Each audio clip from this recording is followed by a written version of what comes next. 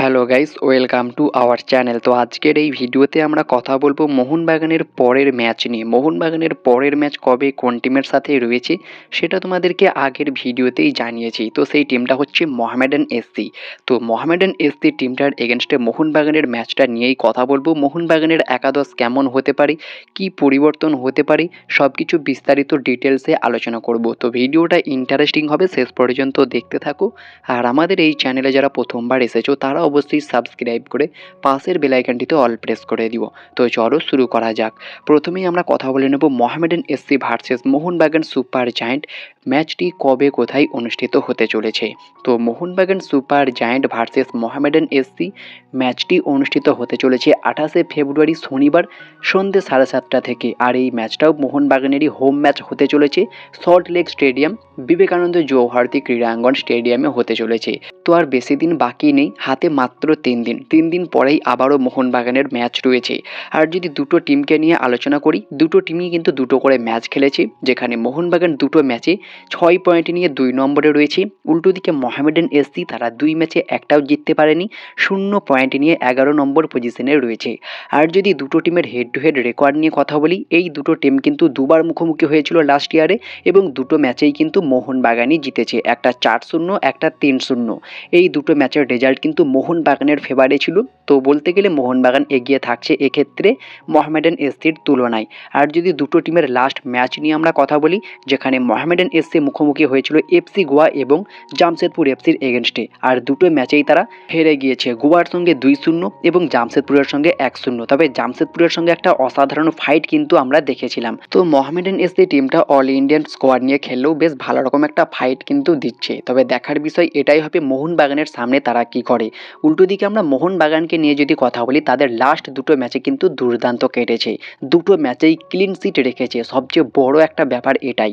আর দুটো ম্যাচেই কিন্তু 2-0 রেজাল্ট এসেছে। আর দুটো প্রতিপক্ষ কিন্তু খুব একটা সহজ ছিল না, একটা কেরালা ব্লাস্টার্স এফসি প্রথম ম্যাচে এবং সেকেন্ড ম্যাচটাতে চেন্নাই এফসি। দুটো টিমই কিন্তু ফরেন স্কোয়াড নিয়েই নেমেছিল, বলতে গেলে বেশ ভালোই স্কোয়াডটা তাদের রয়েছে। তো মোহনবাগানের সঙ্গে একটা ভালো ফাইট কিন্তু দিলেও মোহনবাগান কিন্তু বেশ ভালো পারফরমেন্স করে দুটো দলকেই হারিয়ে 6 পয়েন্ট কিন্তু তুলে নিয়েছে 2 ম্যাচ থেকে। আর যদি আমরা মোহামেডান এসসি টিমটাকে নিয়ে কথা বলি, মোহামেডান এসসি টিমের বর্তমান কোচ হচ্ছে মেহরাজউদ্দিন ওয়াডু। আর তার আন্ডারেই মোহামেডান এসসি কিন্তু খেলছে, অনেক জটিলতা কাটিয়ে কিন্তু আইএসএলে খেলছে মোহামেডান। অর্থাৎ তাদের উদ্দেশ্য একটাই থাকবে, কোনো রকমের রেলিগেটটা আটকানো। তো দেখা যাক মোহনবাগানের এগেনস্টে তারা কী করে। আর যদি আমরা মোহনবাগান টিমটাকে নিয়ে কথা বলি, তো বর্তমানে মোহনবাগান টিমটা কিন্তু দুরন্ত ছন্দে খেলছে, কোনো পরিবর্তন হওয়ার চান্স কিন্তু নেই। কারণ এই একাদশটা দারুণভাবে মেলে ধরেছে মোহনবাগান টিমে, তারাই কিন্তু বেশ ভালো খেলছে, দুটো ম্যাচেই ভালো রেজাল্ট দিয়েছে। সবচেয়ে বড় ব্যাপার হচ্ছে একজন যে ভারতীয় সেন্টার ব্যাক খেলছে সেটা কিন্তু বুঝতেই দিচ্ছে না মেহতাব সিং, দুটো ম্যাচেই ক্লিন সিট রেখেছে, যেটা লাস্ট ইয়ারেও করেছিল দুজন বিদেশি ডিফেন্ডার থাকার পরেও। আর এই মরশুমে একজন বিদেশি এবং একজন ভারতীয় সেন্টার ব্যাক থাকার পরেও সেম রেজাল্টই দিচ্ছে, অর্থাৎ কোনো পরিবর্তনের তো প্রশ্নই আসছে না, যতক্ষণ না এই প্লেইং ইলেভেনটা ফ্লপ হয়। তবে আশা করছি খুব একটা ফ্লপ হবে না। তবে লিস্টনকে ডান দিকে একটু হলেও ফ্লপ লাগছে, তিনি যদি বাঁ দিকে চলে আসেন তাহলে অনেক বেটার হবে। তবে এই পরিবর্তনটা কি করবে সার্জিও লোবেরা, এটার কিন্তু একটা বড় প্রশ্ন থাকছে। কারণ লোবেরা একান্তই কোনো পরিবর্তন চাইছে না। যেখানে তাকে প্রশ্ন করা হয়েছিল যে বিদেশি কোনো সিডিএম বা বিদেশি মিডফিল্ডার একজন লাগবে, তো সেখানে তিনি জানিয়েছেন অনিরুদ্ধ থাপা আপুইয়া থাকতে কোনো বিদেশি মিডফিল্ডার লাগে না। তাহলে বুঝতেই পারছো কতটা ভরসা রয়েছে তার প্লেয়ারদের উপরে। আর সত্যিই অনিরুদ্ধ থাপা এবং আপুইয়া দুর্দান্ত খেলছে। অনিরুদ্ধ থাপা তো অনেকটা জনি কাউকোর মতোই খেলছে, ডিফেন্স যারা পাসগুলো তার অসাধারণ হচ্ছে।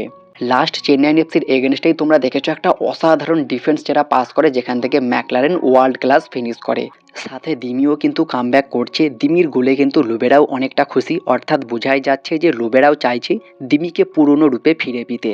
তো দেখার বিষয় এটাই হবে দিমি কতটা পুরনো রূপে ফিরতে পারে। সবে গোল করা শুরু করেছে, প্রথম ম্যাচেও একটা অ্যাসিস্ট ছিল যেটা জেমি ম্যাকলারেন গোল করেছিল। তো সব মিলিয়ে পুরো মোহনবাগান টিমটাকেই ভরসা রাখছেন মোহনবাগান কোচ লোবেরা। তবে বেশ কিছু আরও কোয়ালিটি প্লেয়ার রয়েছে যারাও কিন্তু ফার্স্ট ইলেভেনে খেলার ক্ষমতা রাখে। তাদের মধ্যে সবচেয়ে বেস্ট নামগুলো হচ্ছে সাহাল আব্দুল সামাদ, মনবীর সিং, জেসন কামিংস।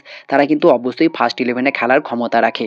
তবে বর্তমানে এই প্লেইং ইলেভেনটা খুব ভালো রেজাল্ট দেওয়ার ফলে মোহনবাগান কোচ লোবেরা কিন্তু কোনো পরিবর্তন চাইছে না। বাকি যদি আমরা এই ম্যাচে মোহনবাগানের লাইন আপ নিয়ে কথা বলি তো মোহনবাগান অবশ্যই সেই ফরমেশনেই যাবে। সার্জিও লোবেরা 4-2-3-1 এই ফরমেশনটাতেই কিন্তু খেলছে। কখনো কখনো 4-4-2 হয়ে যাচ্ছে, কখনো 4-3-3 হয়ে যাচ্ছে, তবে একই প্লেয়ার কিন্তু থেকে যাচ্ছে। তো লাইন আপটা নিয়ে যদি আমরা আলোচনা করি তো গোলকিপারে অবশ্যই বিশাল কাইত লাস্ট দুটো ম্যাচে ক্লিন শিট রেখেছে। বলা যায় যে তিনি 3 কাঠের নিচে পুরোপুরি ঘুমিয়ে রয়েছেন, কোনো অন টার্গেট লাস্ট ম্যাচে যায়নি, যার ফলে বিশালকে খুব একটা চ্যালেঞ্জের মুখোমুখি হতে হয়নি। তো অবশ্যই গোলকিপারে বিশাল কাইত, 4জন ডিফেন্ডারে লেফট ব্যাকে ক্যাপ্টেন সুভাশিস বোস, রাইট ব্যাকে টেকচাম অভিষেক সিং, 2জন সেন্টার ব্যাকে মেহতাব সিং, সঙ্গে আলবার্তো রড্রিগেজ।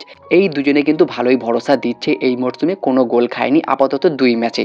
2জন ডিফেন্সিভ মিডফিল্ডার নিয়ে যদি আমরা কথা বলি, আপুইয়া একদম ডিফেন্সিভ রোলে আর অনিরুদ্ধ থাপা সেন্ট্রাল মিডফিল্ডার হিসাবে খেলছে। দুজনেই কিন্তু অনবদ্য খেলছে, দুজনের একটা ভালো কম্বিনেশন আমরা দেখতে পাচ্ছি। আর লেফট উইঙ্গার থেকে অবশ্যই রবসন রবিনো, তার স্কিলফুল খেলায় কিন্তু আমরা বাঁ দিক থেকে বেশ ভালোই উপভোগ করছি। ডান দিক থেকে ডিস্টন, যদিও তার সেই গতি এবং স্পিড শটগুলো খুব একটা আমরা দেখতে পাচ্ছি না, তবে তারপরেও ডান দিক থেকেই লিস্টনকে খেলাচ্ছে আপাতত। মেবি এই ম্যাচেও ডান দিক থেকেই খেলবে লিস্টন কোলাসো। আর অ্যাটাকিং মিডফিল্ডার হিসাবে অবশ্যই দ্য বস দিমিত্রি পেত্রাতস তিনিই খেলবেন, আর আপফ্রন্টে স্ট্রাইকারে জেমি ম্যাকলারেন। তো 4-2-3-1 হলে এরকমই হবে, আর 4-4-2 হয়ে গেলে সেখানে রবসন এবং লিস্টন তারা কিন্তু আপুইয়া এবং অনিরুদ্ধ থাপার পাশে চলে আসবে। লেফট মিডফিল্ডে রবসন খেলবে, রাইট মিডফিল্ডে লিস্টন খেলবে, আর ওপরে 2জন ফরওয়ার্ড হিসাবে পেত্রাতস এবং ম্যাকলারেন, যেটা আমরা লাস্ট ম্যাচে দেখেছিলাম। আর যদি 4-3-3 হয়ে যায় সেক্ষেত্রে অবশ্যই পেত্রাতস একটু নিচে চলে আসবে, অনিরুদ্ধ থাপা এবং আপুইয়ার একটু উপর থেকে খেলবে, আর আপফ্রন্টে ফরওয়ার্ডে বাঁ দিক থেকে রবসন, ডান দিক থেকে লিস্টন, আর মাঝে একদম সেন্টার ফরওয়ার্ড হিসাবে ম্যাকলারেন। তো এরকমই কিন্তু হচ্ছে মোহনবাগানের লাইন আপ। তো যদি পুরো লাইন আপটা তোমাদেরকে আরও একবার দেখিয়ে দিই, অবশ্যই গোলকিপারে বিশাল কাইত, 4জন ডিফেন্ডারে সুভাশিস বোস, আলবার্তো রড্রিগেজ, মেহতাব সিং, টেকচাম অভিষেক সিং, 2জন ডিফেন্সিভ মিডফিল্ডারে আপুইয়া অনিরুদ্ধ থাপা, আর অ্যাটাকিং মিডফিল্ডারে বাঁ দিক থেকে রবসন, ডান দিক থেকে লিস্টন, এবং প্রপার অ্যাটাকিং মিডফিল্ডার অথবা নাম্বার 10 পজিশনে দিমিত্রি পেত্রাতস, আর আপফ্রন্টে সেন্টার ফরওয়ার্ডে জেমি ম্যাকলারেন। ঠিক এমনই একটা লাইন আপ আমরা এই ম্যাচেও দেখতে পেতে পারি। খুব যদি পরিবর্তন হয়, একটা পরিবর্তন কিন্তু হতে পারে, কি পরিবর্তন হবে সেটা কিন্তু বলা যাচ্ছে না। তো দেখা যাক কি পরিবর্তন হয়, তবে মেবি এই লাইন আপটাই থাকতে পারে। তোমাদের মতে কেমন লাইন আপ হলে বেস্ট হবে এই ম্যাচে অবশ্যই কমেন্টে জানিও। তো এই ছিল আজকের ভিডিওটি ভালো লাগলে লাইক শেয়ার কমেন্ট করে আমাদের চ্যানেলটিকে সাবস্ক্রাইব করে দিও, পাশে থাকা বেল আইকনটি ক্লিক করতে একদমই ভুলো না। তো দেখা হচ্ছে নেক্সট কোনো ভিডিওতে। Bye bye, have a good day.